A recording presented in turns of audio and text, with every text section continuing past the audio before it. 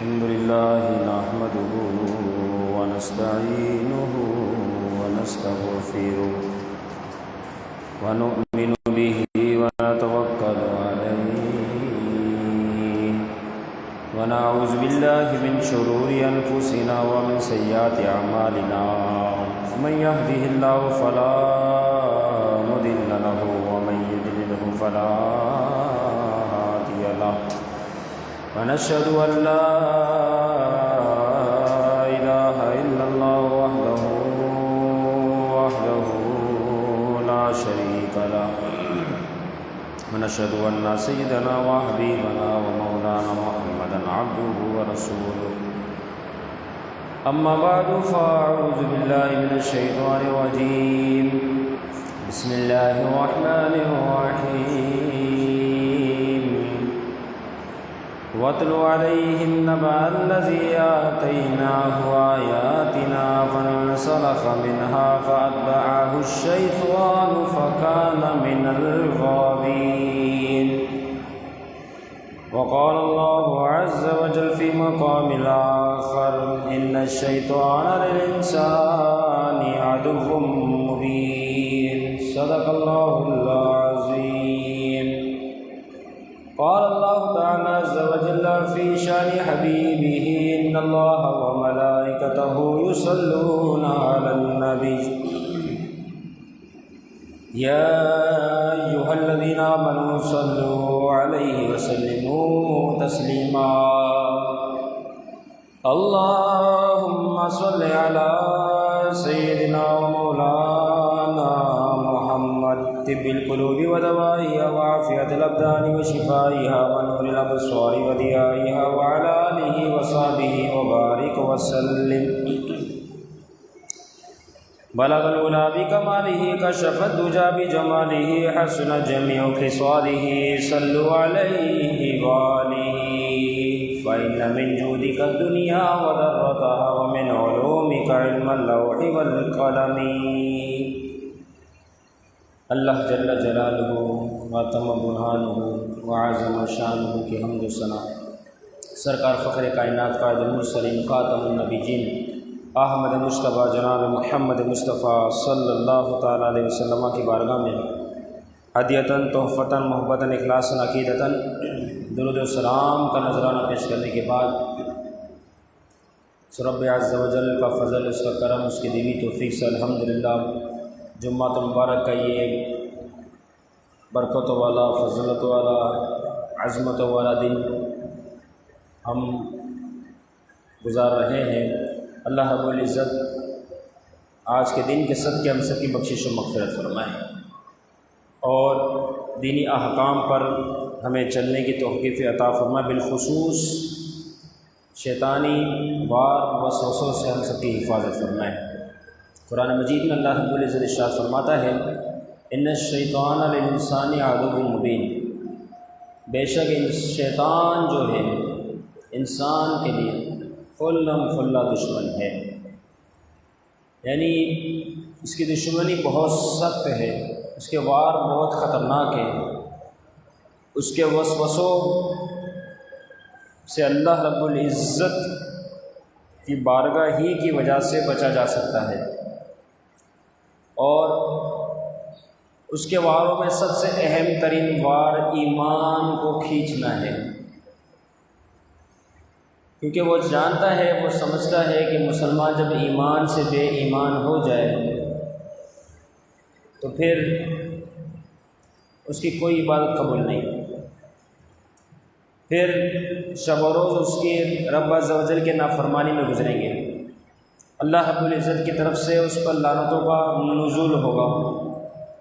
تو اس وجہ سے اس کی ہم وقت کوشش رہتی ہے کہ وہ بندوں کے ایمان سلب کر لے. اور اس اعتبار سے دیکھا جائے تو یہ خاص طور پر نیکوکار کے پاس آتا ہے، خاص طور پر عبادت گزاروں کے پاس آتا ہے، خاص طور پر وہ افراد جو دین کے حوالے سے کسی بھی صورت میں سرگرم ہے ان کے پاس آتا ہے کہ ان کو راہ سے ہٹا دیا جائے. اب وہ طرح طرح کے ہیلے، بہانے، وسوسے جو اس کو سمجھ آئے اس طرح وہ استعمال کرتا ہے. جیسے کہ بنی اسرائیل میں ایک شخص تھا بلعام باعور، کیسا یہ شخص تھا اور اس شخص کی کیا شانیں تھی، خود قرآن مجید میں 9ویں پارے میں اللہ رب العزت نے اس بارے میں فرمایا، وَاتْلُ عَلَيْهِمْ نَبَأَ الَّذِي آتَيْنَاهُ آيَاتِنَا، اے محبوب تلاوت کیجئے، پڑھیے، سنائیے، بتائیے خبر اس شخص کی جسے ہم نے اپنی طرف سے نشانی عطا فرمائی، آتَيْنَاهُ آيَاتِنَا، ہم نے اپنی جنہیں نشانی دی۔ اب وہ نشانی کیا تھی؟ اللہ رب العزت نے بلعام باعور کو اسم اعظم عطا فرمایا تھا۔ اسم اعظم پڑھ کے جو دعا مانگتا قبول ہو جاتی، اپنے گھر سے صرف آسمان کی طرف دیکھتا تو عرش کو دیکھ لیا کرتا تھا، کیونکہ اسم اعظم کا پاور تھا اس کے پاس، ہر دعا مستجاب۔ قوم بھی جانتی تھی، سب کو معلوم تھا اسم اعظم اس کے پاس ہے۔ جب یہ واعظ و نصیحت کرتا تو ایک ایک کلاس کے اندر طلباء کی تعداد 12,000 ہوا کرتی تھی، اتنے لوگوں کا استاد، اتنے لوگوں کو پڑھایا کرتا تھا، اور یہ 12,000 افراد جو جمع ہوتے تھے یہ بلعام باعور کی باتوں کو نوٹ کرتے تھے، لکھا کرتے تھے، جو زبان سے نکلا اسے محفوظ کر لیا، کیونکہ اس میں اعظم تھا اس کے پاس۔ لیکن کیا ہوا؟ فَانْسَلَخَ مِنْهَا، بس اس سے وہ نکل گیا، فَأَتْبَعَهُ الشَّيْطَانُ، شیطان اس کے پیچھے لگ گیا۔ کتنا بڑا مقام و مرتبہ رکھنے والا یہ شخص تھا، فرمایا فَأَتْبَعَهُ الشَّيْطَانُ، جیسے اس میں اعظم سے دور ہوا، اپنی حرکتوں کی وجہ سے کچھ معاملات ہوئے، شیطان فوراً اس کے پیچھے لگ گیا۔ تو یہ ہے شیطان کا وسوسہ، شیطان کا وار۔ خود یہ اسرائیلی تھا، اس کی زوجہ قوم جبارین میں سے تھی، ملک شام۔ موسیٰ علیہ السلام اپنے ساتھیوں کے ساتھ جب ملک شام میں داخل ہوئے کہ قوم جبارین اور اس علاقے کو فتح کیا جائے، تو یہاں کی قوم جو قوم جبارین تھی اسے معلوم ہو گیا کہ موسیٰ علیہ السلام اپنے ساتھ بڑے لشکر کو لا رہے ہیں، بہت بڑی تعداد ہے ان کی، اور وہ ہم پر آ کر حملہ کریں گے، یا ہم پر قابض ہو جائیں گے، یا ہمیں مار ڈالیں گے، یا پھر ہمیں نکال دیں گے۔ اب قوم جبارین جو تھی یہاں یہ بات بہت مشہور ہو گئی۔ اب انہوں نے کہا کیا کیا جائے، چلو چلتے ہیں بلعام باعور کے پاس، اس میں اعظم ہے، یہ دعا کرے گا کہ اللہ اس کی دعا کو قبول کر لیتا ہے، تو لہٰذا ہمارے لیے آسانی ہوگی۔ یہ قوم جبارین ان کے پاس آ گئی، بلعام باعور کے پاس، کہتی ہے کہ آپ کو ہم بتائیں کہ موسیٰ علیہ السلام اور ان کے لشکر ہم پر حملہ آور ہونے والے ہیں، اور ہمیں ہماری بستیوں سے باہر کرنے والے ہیں، لہٰذا آپ ان کے لیے بدعا کیجیے۔ بلعام باعور کہتا ہے کیا بات کر رہے ہو، وقت کے نبی، اور اس کے لیے میں بدعا کروں تاکہ میرے دین و دنیا دونوں خراب ہو جائے، چلے جاؤ یہاں سے۔ قوم نے بڑا زور دیا، بلعام باعور نہ مانا۔ پھر کیا ہوا؟ یہی لوگ اس کی زوجہ کے پاس ہے جو کہ اسی قوم سے تھی، جبارین میں سے، ملک شام۔ جب یہ لوگ اس کی زوجہ کو منانے میں کامیاب ہو گئے، کیونکہ عورت ہے، بے شمار تحفے تحائف دے دیے، بے شمار، بھر بھر کے ساری قوم نے تحفے تحائف دیے، عورت خوش ہو گئی۔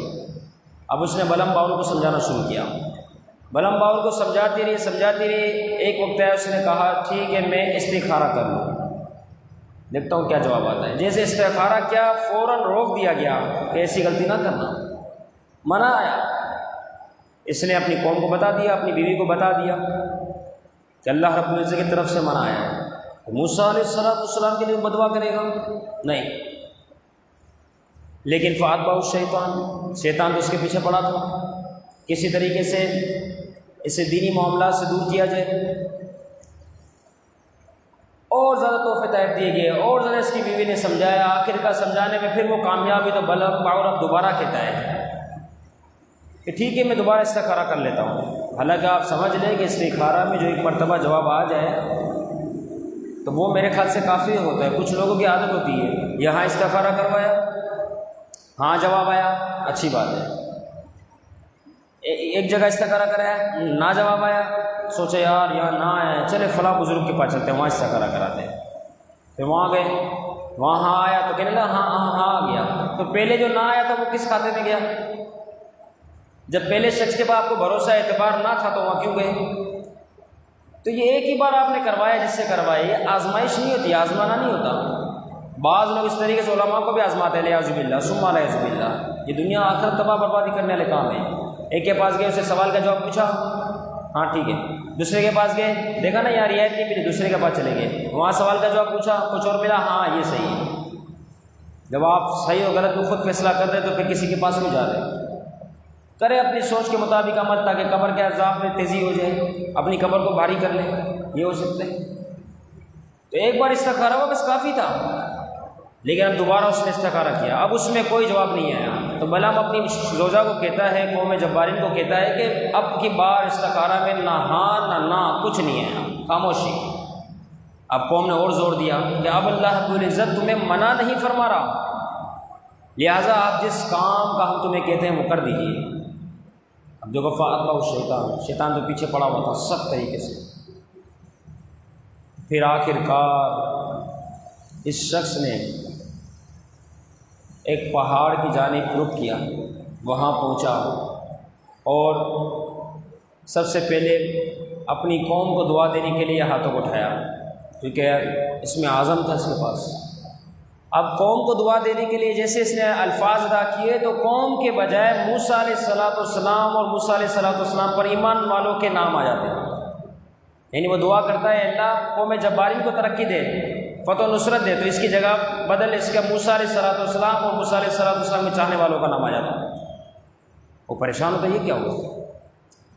پھر بدعا کے لیے سوچتا کہ موسیٰ علیہ السلام کی شان میں گستاخی کی جائے، آپ کے چاہنے والوں کی شان میں گستاخی کی جائے، تو پھر اس بدعا میں قوم جبارین کا نام آ جاتا۔ پھر اس نے جب یہ سمجھ لیا نا کہ ایسا لفظ نکلنا نہیں اللہ کے نبی کے بارے میں، تو اپنی قوم سے کہتا ہے کہ تم نے میرا دین اور دنیا آخرت سب برباد کر دی، میرا دین بھی گیا، میری دنیا بھی گئی۔ پھر کیا ہوا؟ اس کی زبان لٹک گئی، اس کی زبان لٹک گئی۔ فاتبعہ شیطان اس کے پیچھے تھا اور آخر کار اس کا کام پورا کر دیا۔ فکان من الغاوین، میرا رب فرماتا ہے وہ گمراہوں میں سے ہو گیا۔ اب شیطان اس کے سینے پر لٹک پڑی، یعنی زبان شیطان کی وجہ سے اس کے سینے پر لٹک گئی، شیطان کی طرح معاملہ ہو گیا اس کا، اور آخر کار یہ راہ سے ہٹ گیا۔ اس روایت سے، اس واقعے سے بخوبی اندازہ لگایا جا سکتا ہے کہ نیکوکار کے پیچھے شیطان کس قدر دوڑ رہا ہے، نیکوکار کے پیچھے شیطان کتنا تیزی سے وار کرتا ہے، ہر حال میں کوشش کرتا ہے کہ پہلے محلے کو جمع کیا جائے، پھر اس کے گھر والوں کے افراد میں سے کسی کو جمع کیا جائے، پھر اس کے زوجہ کو اس کے خلاف کیا جائے، آخر کار وہ کسی حد تک کامیاب ہو جاتا ہے۔ لیکن جو اللہ رب العزت کے خاص بندے ہیں، اس کے چاہنے والے ہیں، وہ تمام آزمائشوں میں صحیح طریقے سے کامیاب ہو جاتے ہیں، وہ پیچھے نہیں ہٹتے، وہ کامیاب ہو جاتا ہے۔ موسیٰ علیہ السلام کی طرف جو ہے حکم ہوا، اے موسیٰ جو تجھ سے پناہ طلب کرے تو اسے پناہ دے دے، اور جو کوئی آس لے کر آئے اسے نا امید نہ کر۔ موسیٰ علیہ السلام نے چونکہ حکم تھا ان دو باتوں کو نوٹ فرما لیا۔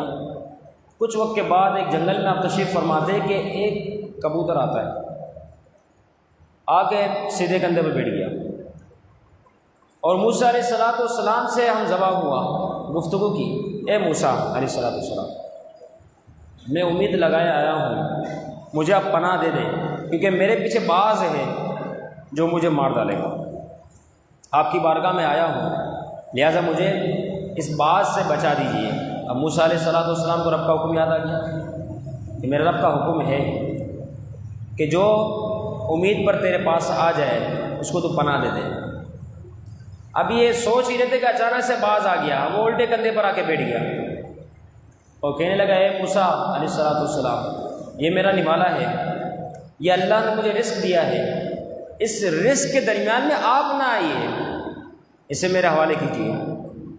اب پھر موسیٰ علیہ السلام دوسری بات سوچنے لگے کہ رب کی طرف سے حکم ہے جو آس باندھ کر آپ کی بارگاہ میں آئے اسے نا امید نہ کرنا۔ لیکن حل کیا کیا جائے؟ ایک طرف کبوتر ہے جس کے بارے میں یہ حکم ہے پناہ مانگے دے دو، دے دی اس کو پناہ۔ دوسری طرف باز ہے کہ آس لگایا آئے اس کی امید پر نا امید نہ ہونے دینا اس کو۔ اب حل کیا ہو؟ کتنی بڑی آزمائش ہو گئی، دونوں ہی رب کے حکم کی طرف سے ہے، لیکن ایک پر عمل ہوتا ہے ایک کو چھوڑنا ہے، دونوں پر بیک وقت عمل ہو نہیں سکتا۔ کتنی بڑی آزمائش ہو گئی، لیکن اللہ کے نبی ہے، کلیم اللہ ہے۔ آپ فوراً آگے بڑھے، چھری لی، چھری لینے کے بعد اپنے پاؤں کی طرف آپ ہاتھ بڑھاتے ہیں، کیا سوچتے ہوئے کہ اگر میں اپنے پاؤں کی بوٹی نکال لوں اور ران کا ایک حصہ نکال کر اس باز کے حوالے کر دوں تو کبوتر کو بھی پناہ مل گئی، باز کی خواہش بھی پوری ہو گئی۔ مجھے اگرچہ تکلیف پہنچی لیکن ان دونوں کا کام تو ہو گیا، کیونکہ رب کی طرف سے مجھے حکم ہے۔ کتنے حکم پر عمل کرنے والے ہیں، کس قدر حکم کے چاہنے والے ہیں کہ رب کا جو حکم مجھے مل گیا مجھے ہر حال میں اسے پورا کرنا ہے۔ حالانکہ پرندوں کا معاملہ ہے، جانوروں کا معاملہ ہے، لیکن رب کی طرف سے مجھے تو یہ حکم ملا ہے نا، جو پناہ مانگے دے دو، جو آس اور امید لگائے آئے اس کی امید پر کبھی حرف نہ آنے دینا۔ لیکن ہو کیا؟ تو فرمایا یہ کام صحیح رہے گا، میں اپنے آپ کو نقصان دوں، اس باز کے حوالے بوٹی کروں، پھر دونوں کو بھیج دوں، دونوں کا معاملہ پورا۔ چھری قریب کی پاؤں کی طرف، فوراً ان دونوں نے گفتگو کی، اے موسیٰ علیہ السلام جلدی نہ کیجیے۔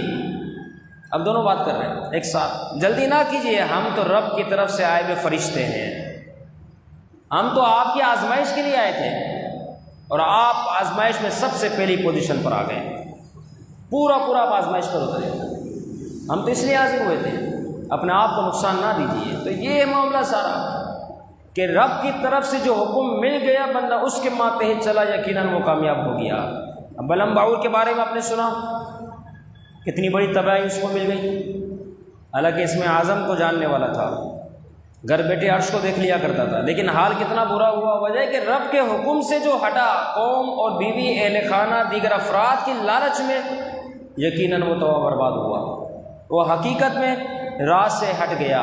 اصل تو یہ ہے کہ عبادت کر کر کے اس کی عادت، اس کی لذت ہمیں مل جانی چاہیے، پھر بندہ عبادت سے نہیں ہٹ سکتا۔ آپ یہ دیکھتے کوئی 4 دن سگریٹ پی لے، 4 دن کوئی موبائل استعمال کر لے، اس سے پوچھو، ہاں بھائی، کہتے ہیں عادت لگ گئی، 4 دن تو ہوئے ہیں، کہ عادت لگ گئی، سب موبائل چھوڑ دینے، عادت لگ گئی۔ بچے تو کبھی آپ دیکھ لو، 1-2-4 دن موبائل دے دو، اس کے بعد اس سے موبائل لے لو، نہیں دے گا بچہ، کیونکہ اس کی عادت لگ گئی۔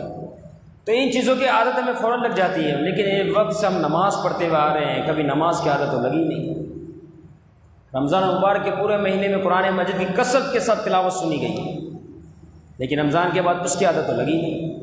تو ہمارا نفس برائی کی طرف فوراً آ جاتا ہے، کیونکہ شیطانی معاملات ہیں۔ شیطان کبھی نہیں چاہے گا کہ اذان سنتے بندہ مسجد میں آ جائے، لیکن شیطان یہ ضرور چاہے گا تیرا دوست آئے نہ آئے، تو چائے کے ہوٹل میں پہلے بیٹھ جا، اس کا انتظار کر، مسئلہ نہیں ہے۔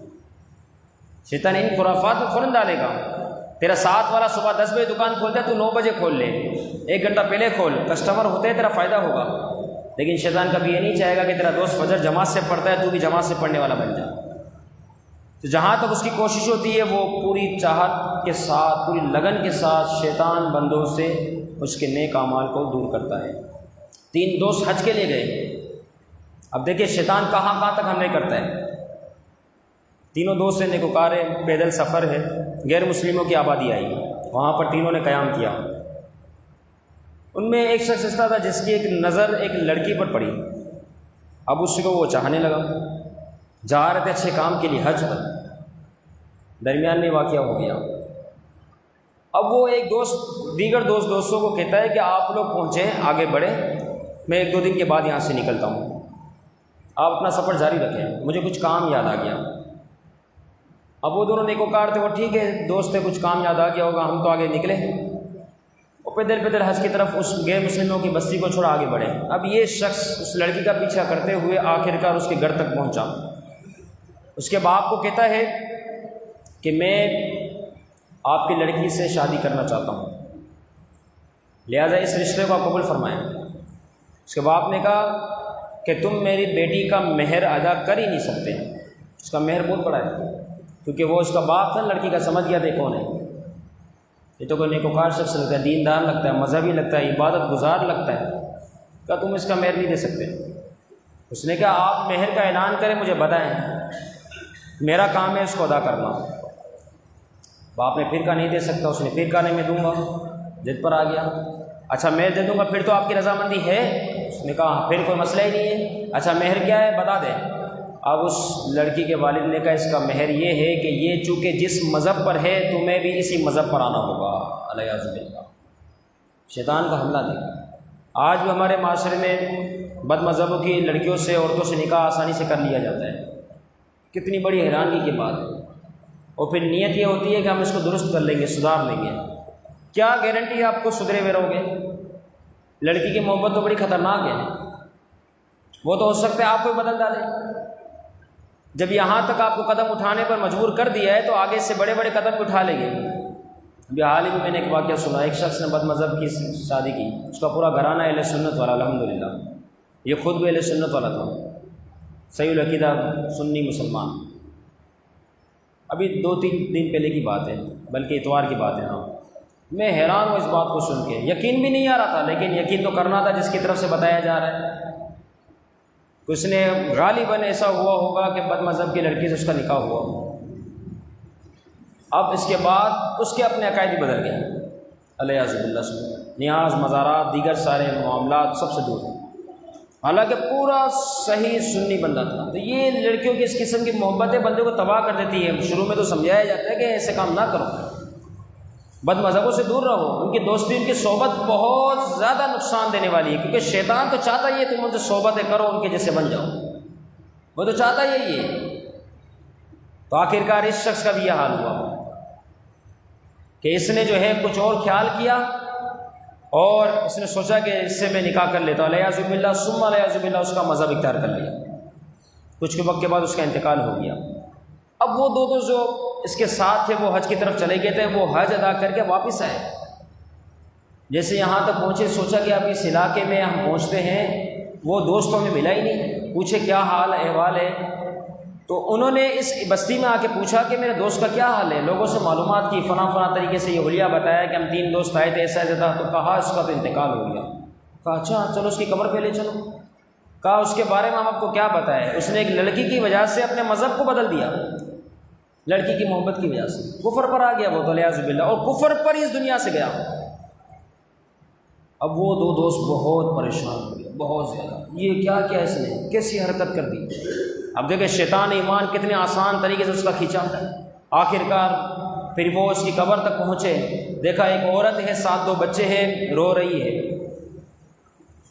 اب اس عورت نے جیسے ان 2 شخصوں کی طرف دیکھا، وہ 2 شخص اس عورت کی طرف متوجہ ہوئے کہ آپ کون ہیں، یہ تو ہمارے دوست کی قبر ہے۔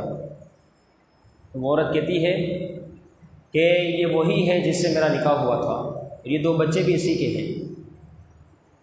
پھر ان 2 دوستوں نے اس عورت کو اس کے بچوں کے سامنے عبادت کا معاملہ بتانا شروع کیا کہ یہ شخص ہمارا دوست تھا، بڑا عابد تھا، زاہد تھا، متقی، پرہیزگار، فلاں اس کے عبادت کے طریقے تھے، یہ تھا وہ تھا، بہت ساری تعریفات کی۔ لیکن ہمیں پتہ چلا کہ تجھ جیسی عورت کی وجہ سے اس نے ایمان کو چھوڑا، مذہب کو چھوڑا، اور الیاذ باللہ کفر پر اس دنیا سے گیا تیری محبت کی وجہ سے۔ اب اس عورت نے جب اس شوہر کی جس کا انتقال ہو چکا تھا اتنی تعریفات کو سنا، اتنا نیکوکار تھا، اتنا، اب تم بھی دونوں اتنے نیکوکار ہو کہ یہاں سے پیدل حج کو گئے، پیدل حج سے آئے ہو۔